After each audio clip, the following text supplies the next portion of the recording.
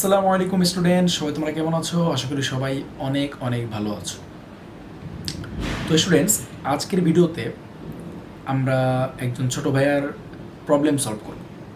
আমি তোমাদের বলে রেখেছিলাম যে প্রতিটা ভিডিওতে ডেসক্রিপশন বক্সে গেলে তোমরা একটা ফর্মের লিঙ্ক পাবে, গুগল ফর্মের লিঙ্ক।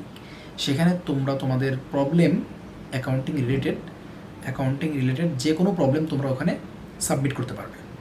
এবং তোমরা যখনই সেই ফর্মটা পূরণ করে তোমাদের নাম, তোমাদের শ্রেণী, তোমাদের ইমেল, তোমাদের প্রবলেমটা লিখে যখন সেন্ড করবে, অটোমেটিক্যালি কিন্তু সেটা আমার কাছে চলে আসবে আমার মেইলে, এবং আমি সেই প্রবলেমটা অনুযায়ী সলিউশন বানিয়ে বা সলিউশনটা একটা ভিডিও তৈরি করে তোমাদেরকে আমি সেই সলিউশনটা দিয়ে দিতে পারবো। ঠিক তেমনইভাবে আমাদের একজন পাঠিয়েছেন তার প্রবলেম, ভাইয়ার নাম হচ্ছে জিল্লুর রহমান ভাইয়া। আপনি যদি ভিডিওটা দেখে দেখেন জিল্লুর রহমান ভাইয়া, তাহলে তো অনেক অনেক ভালো হবে, আপনি আপনার প্রবলেমের সলিউশনটা ইনশাল্লাহ পেয়ে যাবেন। যদিও এই বিষয় নিয়ে, যে বিষয়টা নিয়ে আপনি আস্ক করেছেন আপনার কোয়েরি, এই বিষয়টা নিয়ে আমরা কিন্তু ডিটেলস ভিডিও বানিয়েছি প্রথম দিকে। হয়তো আপনি মিস করেছেন বাই চান্স, তবে কোনো সমস্যা নেই, আমি আবারও ডিটেলস আপনাদের বুঝিয়ে দেব। ভাইয়ার প্রশ্নটা ছিল হচ্ছে কোন হিসাব ডেবিট হবে আর কোন হিসাব ক্রেডিট হবে। তো এই জিনিসটা কিন্তু আসলে হিসাবের উপর নির্ভর করে না। মূলত ডেবিট এবং ক্রেডিটটা কিন্তু হিসাবের উপরে নির্ভর করে না। ডেবিট এবং ক্রেডিট নির্ভর করে হচ্ছে একটা কন্ডিশনের উপরে, এবং সেই কন্ডিশনটা কি?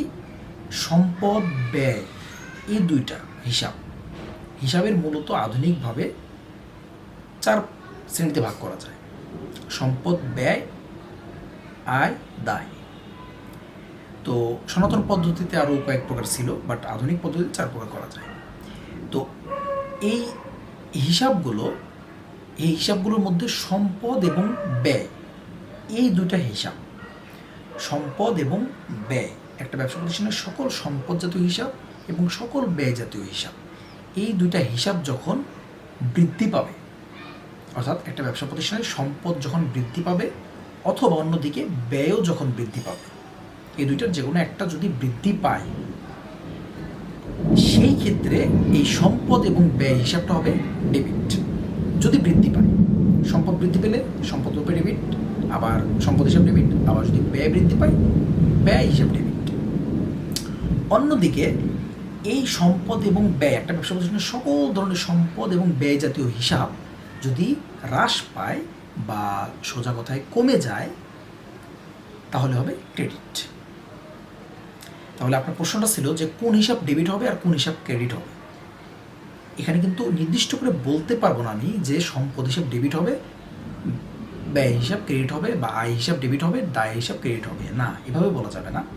সো এইখানে আমাদের মনে রাখতে হবে যে কোনো হিসাব ডেবিট ক্রেডিট হতে পারে, সেটা নির্ভর করবে কন্ডিশনের উপরে, হিসাব বিজ্ঞানের ফর্মুলার উপরে। ফর্মুলাটা কি?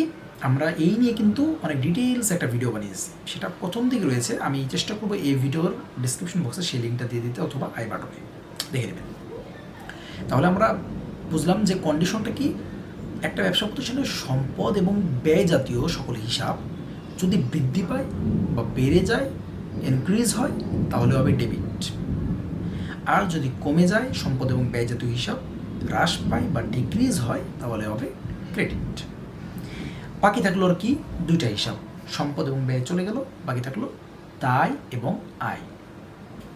এবং এর সাথে আরেকটা আমি অ্যাড করতে চাই, সেটা হচ্ছে মূলধন। তো এই দায়, আয় এবং মূলধন, এই তিনটা হিসাবের ক্ষেত্রে হবে হচ্ছে আগের দুইটার বিপরীত। শুধু একটা মনে রাখলেই কিন্তু মানে বাকিগুলো ইজি। দুইটা ভাগে ভাগ করে নেবে, সম্পদ আর ব্যয় এক ভাগ, অন্য সাইডে হবে দায়, আয়, মূলধন।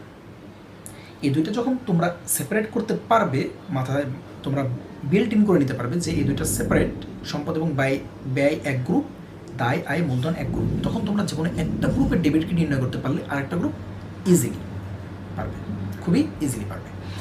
কীভাবে? যখন এই সম্পদ আর ব্যয় বৃদ্ধি পেলে ডেবিট হয়, কমে গেলে ক্রেডিট হয়, সম্পদ আর ব্যয় জাতীয় হিসাব, এই গ্রুপের দায়, আয় এবং মূলধন, এই তিনটা হিসাব, এই তিন জাতীয় হিসাব তার উল্টোটা। অর্থাৎ একটা ব্যবসা প্রতিষ্ঠানের দায়, আয় এবং মূলধন, এই 3 জাতীয় হিসাব যদি বৃদ্ধি পায় তাহলে হবে ক্রেডিট, আর যদি কমে যায় তাহলে হবে ডেবিট।